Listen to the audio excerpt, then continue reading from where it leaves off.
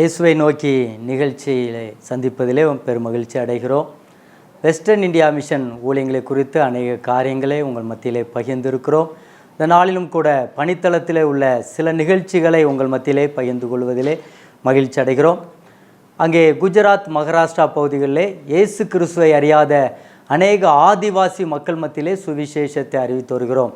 மகாராஷ்டிரா மாநிலத்திலே அங்கே பாண்டவர்கடா என்கிற பகுதியிலும் இன்னுமாக எடிசல்கோந்தி என்கிற பகுதிகளில் ஊழியங்களை நிறைவேற்றி வருகிறோம்.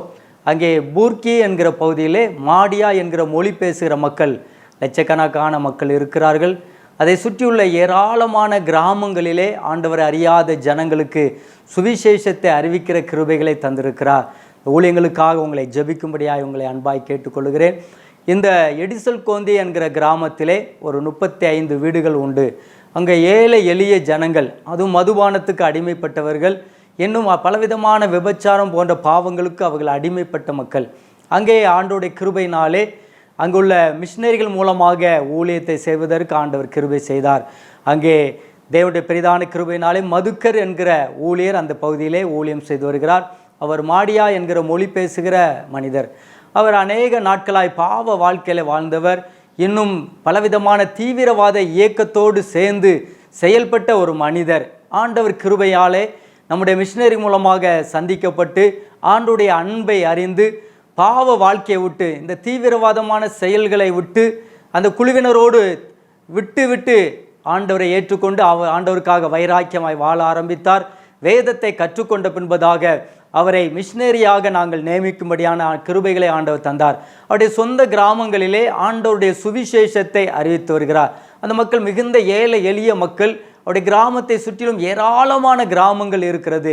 4 கிலோமீட்டர் அல்லது 5 கிலோமீட்டர் தள்ளி ஏராளமான மலைப்பகுதிகளிலே, காட்டுப்பகுதிகளிலே வசித்து வருகிற ஏராளமான மாடியா மொழி பேசுகிற மக்கள் திரளாய் இருக்கிறார்கள். அவர்களை அவர் சந்தித்து வருகிறார். அவருடைய வீட்டிலே வைத்து ஒவ்வொரு வாரமும் ஞாயிற்றுக்கிழமை ஆராதனை நடத்தப்படுகிறது. குறைந்தது 25 முதல் 30 பேர் அதில் கலந்து கொள்கிறார்கள். அவர் வீட்டிலே சரியான வசதி கிடையாது. ஆனபடினாலே வீட்டு முற்றங்களிலே வைத்து இந்த ஆராதனை நடத்தப்பட்டு வருகிறது. மக்கள் மிகுந்த ஆர்வத்தோடு வந்து ஆண்டுடைய நாமத்தை மகிமைப்படுத்தி வருகிறார்கள்.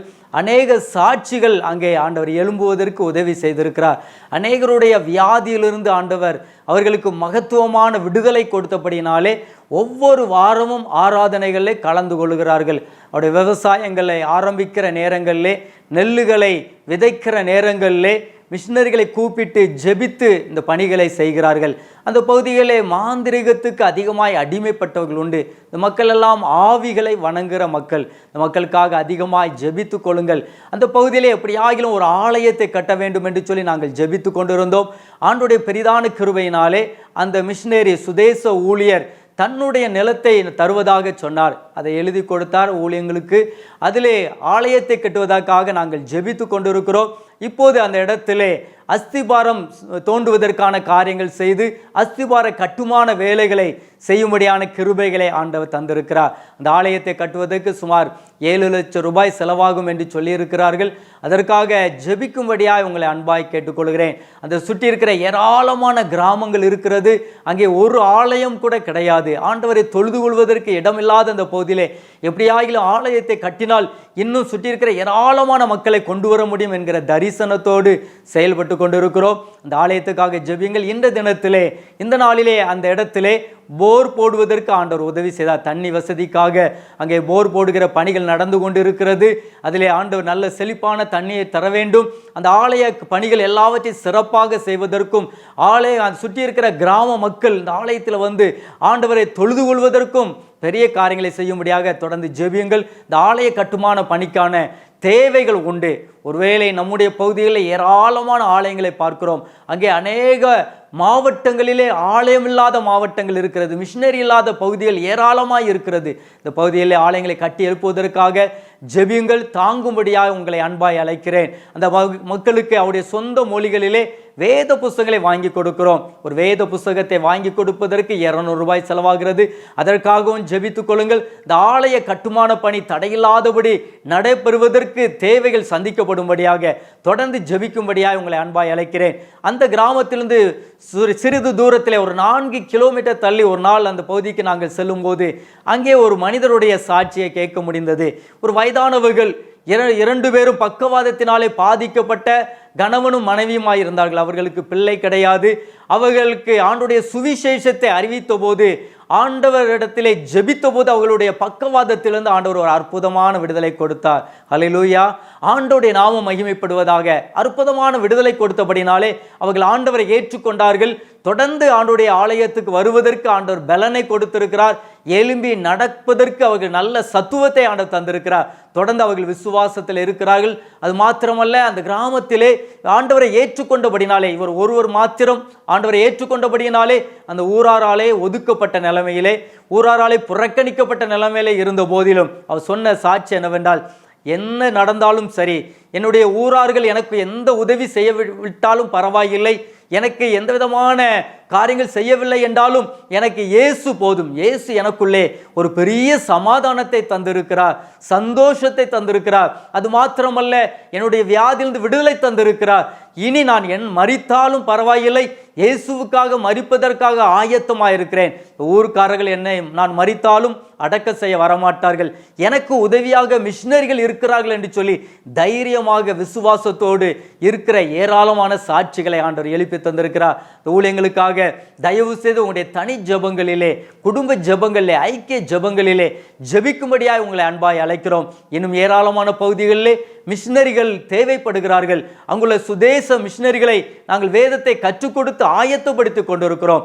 மிஷினரிகளை நியமிப்பதற்கான தேவைகள் சந்திக்கப்படவும், ஆலயங்களை கட்டி முடிப்பதற்கான தேவைகள் சந்திக்கப்படவும் அதிகமாய் ஜெபிக்கும்படியாய் உங்களை அன்பாய் அழைக்கிறோம். உங்களுடைய ஜெபங்களிலே அதிகமாய் நினைத்துக் கொள்ளுங்கள். ஆண்டவருடைய பெரிதான கிருபையினாலே சீக்கிரமாக அந்த ஆலயம் கட்டுவதற்காக ஜெபிக்கும் போது ஆண்டவர் எல்லா காரியங்களையும் நேர்த்தியாய் செய்து கொடுப்பார். கர்த்தர் உங்களை அதிகமாய் ஆசீர்வதிப்பார். நீங்கள் மிஷினரி ஊழியங்களுக்காக கொடுக்கும் போதும், அதற்காக ஜெபிக்கும் போதும் அதற்குரிய பலனை பரலோகத்தின் தேவன் திரளாய் தந்து உங்களை ஆசீர்வதித்து வழிநடத்த வல்லமை உள்ள தேவனாய் இருக்கிறார். கர்த்தர் தாமே உங்களை யாவரையும் ஆசீர்வதிப்பாராக. ஆமென். கிறிஸ்துவுக்குள் பிரியமானவர்களே, மீண்டுமாக இந்த நாளிலும் உங்களை சந்திப்பதிலே மிகுந்த மகிழ்ச்சி அடைகிறேன். இயேசுவை நோக்கி என்கின்ற இந்த நிகழ்ச்சிக்கு உங்கள் யாவரையும் அன்போடு கூட வரவேற்கிறேன். தொடர்ச்சியாக இயேசுவை நோக்கி என்கின்ற இந்த நிகழ்ச்சியிலே இயேசு கிறிஸ்துவை குறித்து நாம் தியானித்து கொண்டிருக்கிறோம். இந்த நாளிலும் கூட இயேசு கிறிஸ்து சமாதான பிரபு என்ற அடிப்படையிலே நாம் இன்றைக்கு தியானிக்க இருக்கிறோம். தியானத்திற்குள்ளாக கடந்து செல்வதற்கு முன்பாக ஒரு விசை தலைகளை தாழ்த்தி கண்களை மூடி நாம் ஜெபிக்கலாம். எங்களை அதிகமாய் நேசிக்கிற எங்கள் நல்ல ஆண்டவரே, நீ தந்த இந்த நல்ல நாளுக்காக நன்றியோடு உம்மை துதிக்கிறோம், உம்மை ஸ்தோத்தரிக்கிறோம். ஆண்டவரே, இயேசுவை நோக்கி என்கின்ற தலைப்பின் கீழே தொடர்ச்சியாக இந்த இயேசு கிறிஸ்து யார் என்பதை தியானிப்பதற்கு எங்களுக்கு உதவி செய்திருக்கிறீர், நன்றி செலுத்துகிறோம். இந்த நாளிலும் கூட இயேசு கிறிஸ்து சமாதான பிரபு என்பதை குறித்து நாங்கள் தியானிக்க இருக்கிறோம். கர்த்தர் எங்களோடு கூட பேசுவீராக. இயேசு கிறிஸ்து மூலமே ஜெபிக்கிறோம் பிதாவே, ஆமேன். கிறிஸ்துவுக்குள் மிகவும் அன்பானவர்களே, இயேசுவை நோக்கி என்கின்ற இந்த நிகழ்ச்சியிலே இன்றைக்கு நாம் இயேசு சமாதான பிரபு என்பதை குறித்து நாம் தியானிக்க இருக்கிறோம். இந்த உலகத்திலே ஒவ்வொரு மனிதனும் சமாதானத்தை தேடி ஓடி அலைந்து கொண்டிருப்பதை நாம் காண முடிகிறது. நம்முடைய மனதிற்குள்ளாக ஒரு கேள்வியை நாம் கேட்டு பார்ப்போமானால், நான் சமாதானத்தோடு சந்தோஷத்தோடு இந்த உலகத்திலே வாழ்ந்து கொண்டிருக்கிறேனா என்கின்ற அந்த கேள்வியை கேட்கும் பொழுது பல நேரங்களிலே நான் விரும்புகின்ற சமாதானம், நான் எதிர்பார்க்கிற மன நிம்மதி என்னிடத்தில் இல்லை. இப்படித்தான் பலரும் இந்த சமாதானத்தை தேடி, மன நிம்மதியை தேடி பல இடங்களுக்கு அலைந்து கொண்டிருக்கிறார்கள். ஆனால் இந்த உலகத்திலே மனிதனாக பிறந்து வந்த இயேசு கிறிஸ்து, அவர் சமாதான பிரபுவாக வேத புத்தகத்திலே அறிமுகப்படுத்தப்பட்டிருக்கிறார். இயேசு கிறிஸ்து சமாதான பிரபு. இயேசு கிறிஸ்து பிறப்பதற்கு முன்பதாகவே ஏசாயா என்கின்ற தீர்க்கதரிசியின் மூலமாக இந்த இயேசு கிறிஸ்து யார் என்பதை குறித்து வெளிப்படுத்தப்பட்டிருக்கிறது. ஏசாயா தீர்க்கதரிசியினுடைய புஸ்தகம் 9வது அதிகாரம் 6வது வசனம் இப்படியாக சொல்லுகிறது: நமக்கு ஒரு பாலகன் பிறந்தார், நமக்கு ஒரு குமாரன் கொடுக்கப்பட்டார், கர்த்தத்துவம் அவர் தோளின் மேல் இருக்கும். அவர் நாமம் அதிசயமானவர், ஆலோசனை கர்த்தா, வல்லமையுள்ள தேவன், நித்திய பிதா, சமாதான பிரபு எனப்படும். இந்த இயேசு கிறிஸ்துவுக்கு பல பெயர்கள் சொல்லப்பட்டிருக்கிறது. அவர் அதிசயமானவர் என்று சொல்லப்பட்டிருக்கிறது, அவர் ஆலோசனை கர்த்தர் என்று சொல்லப்பட்டிருக்கிறது, அவர் வல்லமையுள்ள தேவன் என்று சொல்லப்பட்டிருக்கிறது, அவரை நித்திய பிதா என்றும் சொல்லப்பட்டிருக்கிறது. எல்லாவற்றுக்கும் மேலாக இந்த இயேசு கிறிஸ்துவை சமாதான பிரபு என்று இந்த வசனம் சொல்லுகிறது. சமாதானம் ஒவ்வொரு மனிதனுக்கும் அவசியமான ஒன்று. இந்த இயேசு கிறிஸ்து இந்த உலகத்திலே எல்லா மனிதனுக்கும் சமாதானத்தை கொண்டு வருவதற்காக பிறந்தார். அதுதான் நிஜம், உண்மை. இந்த இயேசு கிறிஸ்து ஏன் இந்த உலகத்திலே மனிதனாக பிறக்க வேண்டும்? அவர் ஏன் 33.5 ஆண்டு காலம் இந்த உலகத்திலே மனிதனோடு மனிதனாக வாழ வேண்டும்? ஒரே ஒரு காரணம் உண்டு. பாவத்தினாலே சமாதானத்தை இழந்து, சந்தோஷத்தை இழந்து, மன நிம்மதியை இழந்து வாழ்ந்து கொண்டிருக்கிற ஒவ்வொரு மனிதனுக்கும் சமாதானத்தை கொடுக்க வேண்டும். சமாதானத்தின் பாதை எது என்பதை இந்த மனிதன் தெரிந்து கொள்ள வேண்டும் என்பதற்காகத்தான் இயேசு கிறிஸ்து இந்த உலகத்திலே மனிதனாக வந்து பிறந்தார். இந்த இயேசு கிறிஸ்துவனுடைய பாதையிலே நாம் நடக்கின்ற பொழுது, அவர் சொன்ன அவருடைய சத்திய வார்த்தையை நம்பி அந்த வார்த்தையின் அடிப்படையிலே நம்முடைய வாழ்க்கையை அமைத்து கொள்ளும் பொழுது நிச்சயமாகவே நாம் விரும்புகின்ற சமாதானத்தை இதை இயேசு கிறிஸ்து நமக்கு தர முடியும். இந்த சமாதானம் நமக்கு எப்படி கிடைக்கிறது? 3 வழிகளிலே கிடைக்கிறது. அதைத்தான் இந்த நாளிலே நாம் தியானிக்க இருக்கிறோம். முதலாவது, இந்த சமாதானம் எப்படி கிடைக்கிறது என்று சொன்னால், தேவனோடு கூட நாம் சமாதானமாக இருக்கின்ற பொழுது நாம் எதிர்பார்க்கிற சமாதானம், நாம் விரும்புகின்ற சமாதானம் நமக்கு கிடைக்கிறது. தேவனோடு சமாதானம் அப்படியானால் தேவனுக்கும் நமக்கும் இடையிலே பிரச்சனைகள் இருக்கிறதா? தேவனுக்கும் நமக்கும் இடையிலே ஏதாவது சண்டைகள் இருக்கிறதா? தேவனுக்கும் நமக்கும் இடையிலே பகைகள் இருக்கிறதா என்றால் அதற்கு சரியான பதில் ஆம். நமக்கும் இந்த உலகத்திலே நம்மை சிருஷ்டித்த, நம்மை படைத்த நம்முடைய தேவனாகிய கர்த்தருக்கும் இடையே பகை இருக்கிறது. எதனாலே இந்த பகை வந்தது? வேதத்தின் அடிப்படையிலே நாம் பார்ப்போமானால், ஏதேன் தோட்டத்திலே மனிதனோடு உறவாடி கொண்டிருந்த, மனிதனோடு ஒவ்வொரு நாளும் உலாவிக் கொண்டிருந்த தேவன் அந்த மனிதனை அந்த ஏதேன் தோட்டத்திலிருந்து வெளியே துரத்தினார். ஏன் துரத்த வேண்டும்? ஒரே ஒரு காரணம்தான். தேவனுடைய கட்டளையை மீறி பாவம் செய்ததினாலே, கீழ்ப்படியாமை என்கின்ற அந்த பாவம் மனுஷனுக்குள்ளாக வந்ததினாலே தேவனுக்கும் இந்த மனிதனுக்கும் இடையே ஒரு பகை ஏற்பட்டது. இந்த உலகத்திலே நாம் ஒவ்வொரு பாவத்தை செய்கின்ற பொழுது நம்முடைய தேவனாகிய கர்த்தரை விட்டு தூரமாக போய்கொண்டிருக்கிறோம் என்ற அர்த்தம்.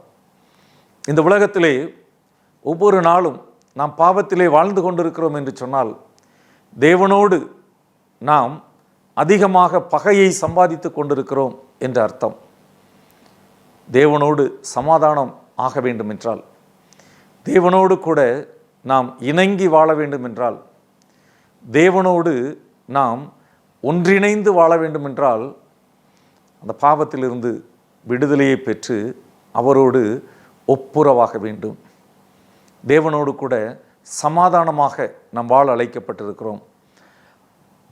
இயேசு கிறிஸ்துவனுடைய மிக உன்னதமான ஒரு சீஷன் அவன் பவுல்.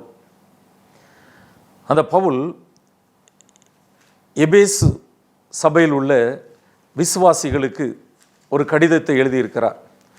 அந்த கடிதத்திலே அவர் ஒரு காரியத்தை சொல்லுகிறார். எபேசியர் 2வது அதிகாரம் 14வது வசனத்திலிருந்து நாம் வாசிக்கும் பொழுது அந்த பவுல் என்ன சொல்லுகிறார் என்று சொன்னால், எப்படி எனில், அவரே நம்முடைய சமாதான காரணராகி இருதிறத்தாரையும் ஒன்றாக்கி பகையாக நின்ற பிரிவினையாகிய நடிச்சுவரை தகர்த்து சட்ட திட்டங்களாகிய நியாயப்பிரமாணத்தை தம்முடைய மாம்சத்தினாலே ஒழித்து இருதிறத்தாரையும் தமக்குள்ளாக ஒரே புதிய மனுஷனாக சிருஷ்டித்து இப்படி சமாதானம் பண்ணி.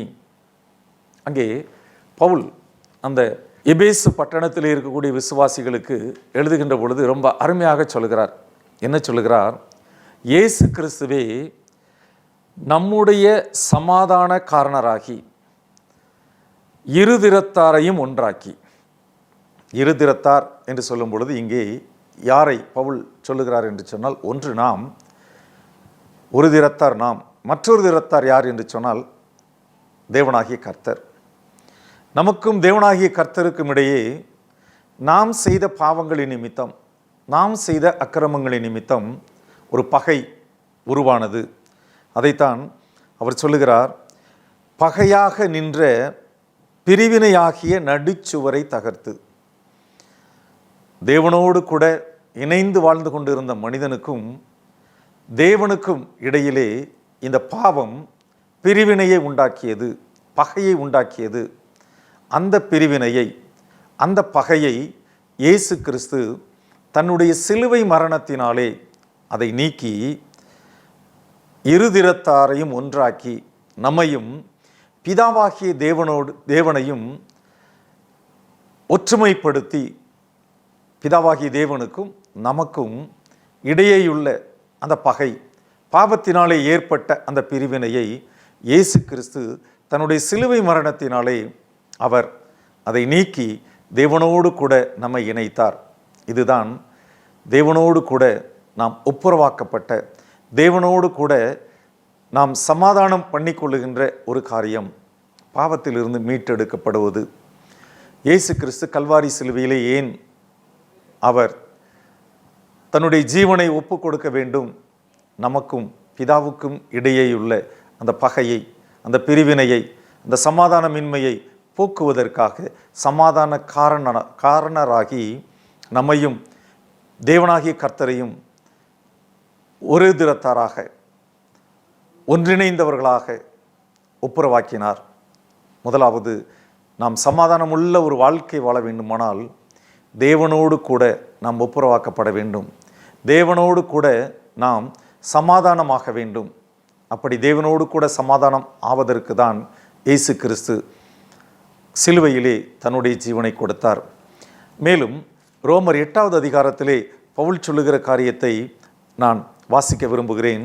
ரோமர் 8வது அதிகாரம் 1வது வசனத்திலே அங்கே பவுல் சொல்லுகிறார், ஆனபடியால் கிறிஸ்து இயேசுவுக்கு உட்பட்டவர்களாய் இருந்து மாம்சத்தின்படி நடவாமல் ஆவியின்படி நடக்கிறவர்களுக்கு ஆக்கினை தீர்ப்பில்லை என்று சொல்கிறார். நமக்கும் தேவனாகிய கர்த்தருக்கும் இடையே இந்த பாவத்தினாலே வருகின்ற அந்த பகை ஆக்கினை தீர்ப்புக்குள்ளாக நம்மை வழிநடத்துகிறது. தேவனாகிய கர்த்தர் நம்மை ஆக்கினைக்குள்ளாக தீர்த்து விடுவார். அந்த ஆக்கினைக்குள்ளாக நாம் தீர்க்கப்படாமல் பிதாவாகிய தேவனோடு நாம் ஆகுவதற்கு, சமாதானமாவதற்கு இயேசு கிறிஸ்து நமக்கு உதவி செய்கிற ஒரு ஆண்டவராய் இருக்கிறார். அவரோடு ஒப்புரவாகும்படி, பிதாவாகிய தேவனோடு சமாதானமாகும்படி நம்மை அவர் இணைத்திருக்கிறார். எனவே நம்முடைய வாழ்க்கையிலே நாம் சமாதானம் உள்ளவர்களாய் வாழ வேண்டுமானால் சமாதான பிரபுவாகிய இயேசு கிறிஸ்து நம்முடைய வாழ்க்கையில் இடைப்பட்டு நமக்கும் பிதாவாகிய தேவனுக்கும் இடையில் உள்ள அந்த பகையை, அதை ஒழித்து பிதாவாகிய தேவனோடு நம்மை ஒப்புரவாக்க அவர் சிலுவையிலே மரித்தார். இரண்டாவதாக, உலக வாழ்விலே நமக்கு சமாதானம் வேண்டும். இந்த உலகத்தில் பல நேரங்களில் நாம் சமாதானம் இல்லாமலேயே வாழ்ந்துகிட்டு இருக்கிறோம். எங்கே நிம்மதி, எங்கே நிம்மதி என்று அலைந்து தேடிக்கொண்டு இருக்கிறோம். உலகத்தில் பல நேரங்களிலே அப்படிப்பட்ட சூழ்நிலைகளாக வரும் பொழுது இந்த உலகத்திலே சமாதானத்தை இயேசு கிறிஸ்து நமக்கு தருகிறார். அப்போஸ்தலனாகிய பரிசுத்த பவுல் கொலோசியருக்கு எழுதின நிருபத்திலே ஒரு காரியத்தை அவர் சொல்லுகிறார். நான் வாசிக்கிறேன். கொலோசியர் 3வது அதிகாரம் 15வது வசனம். அது என்ன சொல்லுகிறது என்று சொன்னால், கொலோசியர் 3:15, தேவ சமாதானம் உங்கள் இருதயங்களில் ஆழக்கடவது, இதற்கென்றே நீங்கள் ஒரே சரீரமாக அழைக்கப்பட்டீர்கள், நன்றி அறிதல் உள்ளவர்களாயும் இருங்கள் என்று சொல்லுகிறார். தேவ சமாதானம் நம்முடைய இருதயங்களிலே ஆள வேண்டும். அதனாலே ஒரே சரீரமாக அழைக்கப்பட்டிருக்கிறோம்.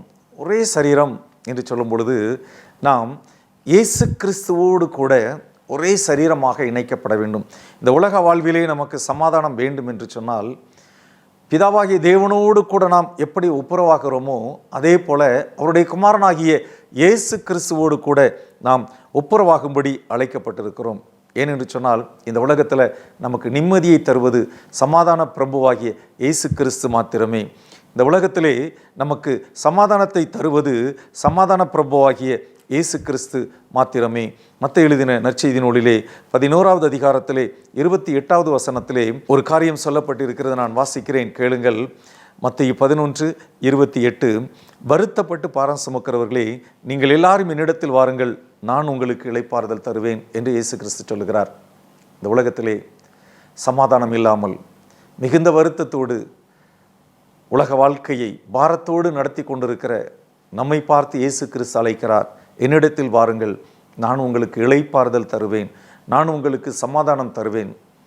சமாதான பிரபுவாகிய இயேசு கிறிஸ்து இந்த உலக வாழ்க்கையிலே நமக்கு சமாதானத்தை தருவார். இது மட்டுமல்லாமல் மூன்றாவதாக இந்த இயேசு கிறிஸ்து நமக்கு நித்திய சமாதானத்தை தருவார். தேவனாகிய கர்த்தரோடு கூட நமக்கு சமாதானத்தை தருவார். இந்த உலக வாழ்க்கையிலே சமாதானத்தை தருவார். மூன்றாவதும் கடைசியாக நித்திய சமாதானத்தை இந்த இயேசு கிறிஸ்து நமக்கு தருவார். 1 யோவான் 5வது அதிகாரம் 20வது வசனத்திலே நாம் இப்படியாக வாசிக்கிறோம். 1 யோவான் 5வது அதிகாரம் 20வது வசனத்திலே நான் வாசிக்கிறேன், அன்றியும் நாம் சத்தியமுள்ளவரை அறிந்து கொள்ளுவதற்கு தேவனுடைய குமாரன் வந்து நமக்கு புத்தியை தந்திருக்கிறார் என்றும் அறிவோம்.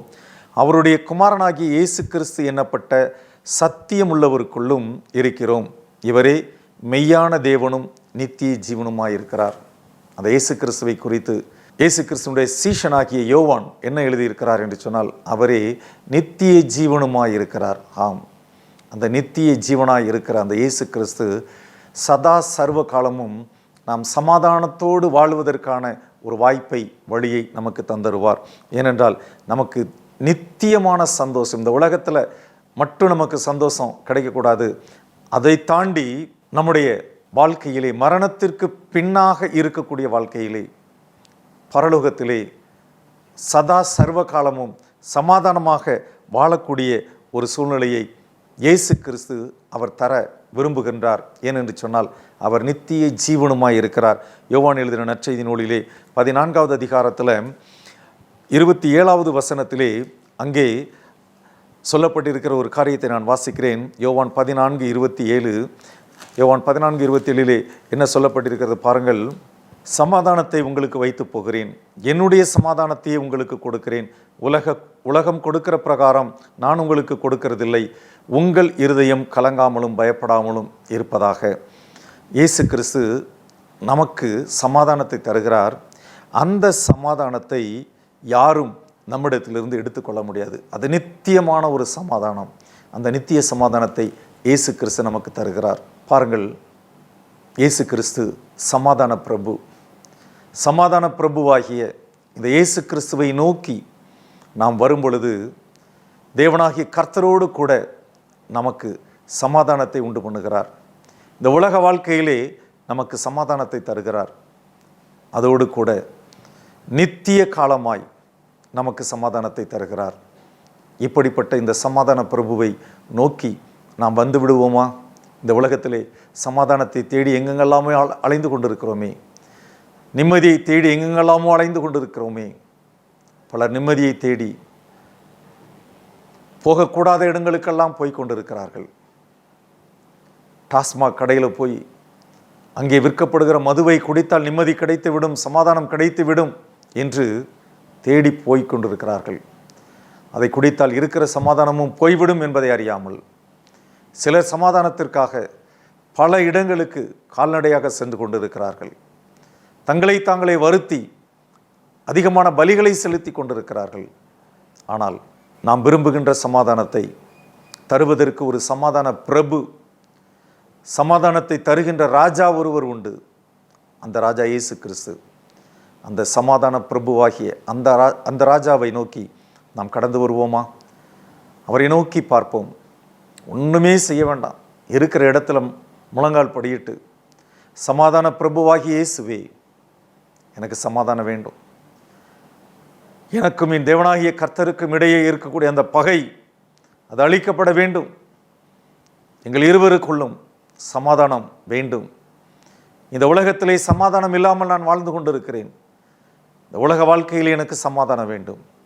இந்த உலக வாழ்க்கையை முடித்த பின்னரும் நித்திய காலமாய் நான் சமாதானத்தோடு வாழ வேண்டும். அந்த சமாதானத்தை சமாதான பிரபுவாகிய நீர் எனக்கு தாரும் என்று அவரை நோக்கி நாம் பார்த்து ஜெபிக்கும் பொழுது கண்டிப்பாக நாம் விரும்புகின்ற சமாதானத்தை அந்த இயேசு கிறிஸ்து நமக்கு தருவார். தலைகளை தாழ்த்தி கண்களை மூடி சமாதான பிரபுவை நோக்கி பார்ப்போமா? நாம் ஜெபிக்கலாம். எங்களை அதிகமாய் நேசிக்கிற எங்கள் நல்ல ஆண்டவரே, உம்முடைய ஒரே குமாரனாகிய இயேசு கிறிஸ்துவை சமாதான பிரபுவாக இந்த உலகத்திற்கு அனுப்பினீரே. அந்த சமாதான பிரபு உங்களுக்கும் எங்களுக்கும் இடையே பாவத்தினாலே, நாங்கள் செய்த பாவங்கள், நாங்கள் செய்த அக்கிரமங்கள், அதனாலே வந்த பகையினாலே இருக்கக்கூடிய சமாதான குறைவுகளை அவர் நீக்கி போடுகிறார் என்பதை நாங்கள் அறிந்து கொண்டோம். இந்த உலக வாழ்க்கையிலே மனம் நிம்மதி இல்லாமல் சமாதான குறைவுகளோடு வாழ்ந்து கொண்டிருக்கிற எங்களுக்கு சமாதான பிரபுவாகிய இயேசு கிறிஸ்து சமாதானத்தை தருகிறார் என்று நம்முடைய வேத வசனங்களின் மூலமாக நாங்கள் தெரிந்து கொண்டோம். இந்த உலகத்தில் மட்டுமல்ல, இந்த உலகத்திற்கு அடுத்தபடியாகும் இந்த உலக வாழ்க்கையை நாங்கள் முடித்த பின்னரும் பரலோக வாழ்க்கையிலே நித்திய காலமாய் நாங்கள் சமாதானத்தோடு வாழ்வதற்கு சமாதான பிரபுவாகிய இயேசு கிறிஸ்து கல்வாரி சிலுவையிலே தன்னுடைய ஜீவனை கொடுத்து எங்களுக்கு நித்திய ஜீவனை சம்பாதித்து தந்திருக்கிறார். அந்த மெய்யான மன நிம்மதியை நாங்கள் பெற்றுக்கொள்வதற்கு உம்மை நோக்கி பார்க்கிறோம். அந்த இயேசு கிறிஸ்து எங்களுடைய இருதயங்களில் ஆளுவதற்கு எங்கள் இருதயத்தை திறந்து ஒப்பு கொடுக்கிறோம். சமாதான பிரபுவே, உம்மை நோக்கி பார்க்கிறோம். எங்களுக்குள்ளே வாரும், எங்களிலே ஆளுகை செய்யும், மெய்யான சமாதானத்தை எங்களுக்கு தாரும். இயேசு கிறிஸ்து மூலமே ஜெபிக்கிறோம் பிதாவே, ஆமீன். சமாதான பிரபுவாகிய இயேசு கிறிஸ்து உங்கள் யாவருக்கும் மெய்யான சமாதானத்தை தந்தருள்வாராக. ஆமீன்.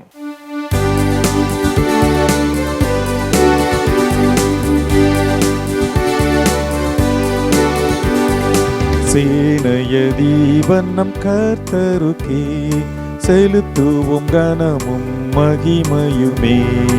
அற்புதமே தம் அன்பமக்கே, அதை அறிந்தே அகமகிழ்வோம், அதை அறிந்தே அகமகிழ்வோம். ஜெய கிறிஸ்து முன் செல்கிறார், ஜெயமாக நடத்திடுவார். ஜெய கீதங்கள் நாம் பாடியே ஜெய கொடியும் ஏற்றிடுவோம். ஜெயம் அல்லேலூயா அவர் நாமத்திற்கே, ஜெயம் அல்லேலூயா அவர் நாமத்திற்கே.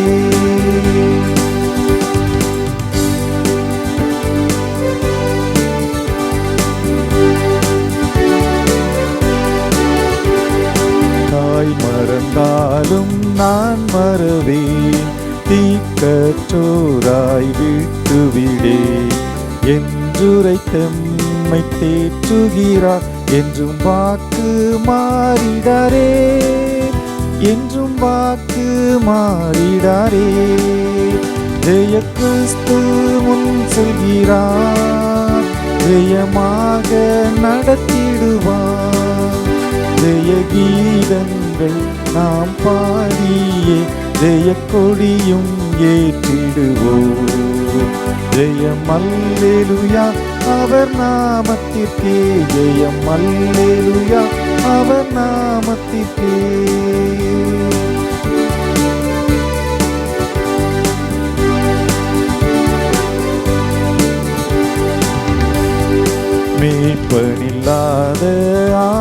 அவர்க்கே நானே நல்ல மேய்ப்பன் என்றார்.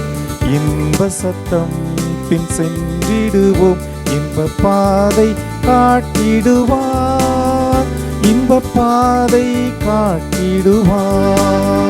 ஜெய கிறிஸ்து முன் செல்கிறார், ஜெயமாக நடத்திடுவார். ஜெய கீதங்கள் நாம் பாடியே ஜெய கொடியும் ஏற்றிடுவோம். ஜெயம் அல்லேலூயா அவர் நாமத்திற்கே, ஜெயம் அல்லேலூயா அவர் நாமத்திற்கே.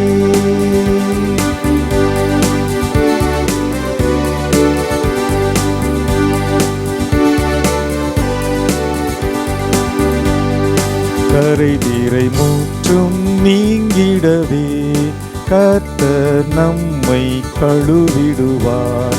வருகையில் எம்மை சேர்க்கும் வரை வழுவாமல் காத்து கொள்வார், வழுவாமல் காத்து கொள்வார்.